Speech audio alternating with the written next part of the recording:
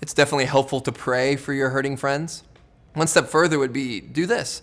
Rather than just tell them you're praying for them, which is of course a good thing, pray aloud for them in their presence. If a hurting friend has a prayer request, just stop what you're doing right there, even at a restaurant or at a church service or on the phone with them, and pray for God's healing and grace in their life. It's incredibly encouraging for the hurting to hear others pray for them. Read scripture with them and pray back God's promises with them. I've also had people in our church email me the contents of their prayers for me.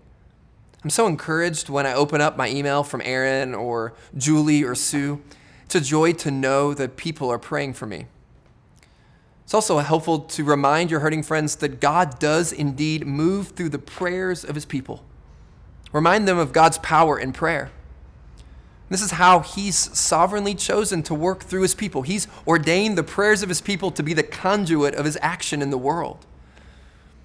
At a pastor's conference a few years ago, it wasn't the keynote talks that were most impactful to me, but a pastor's wife named Becky found me in the lobby and explained to me how God healed her of a similar illness, and she encouraged me to not give up praying.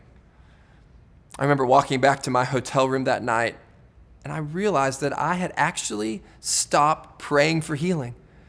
As the years passed by and after I had surgery after surgery on both of my arms, I just gave up praying for healing. I just settled into my new reality of my painful existence.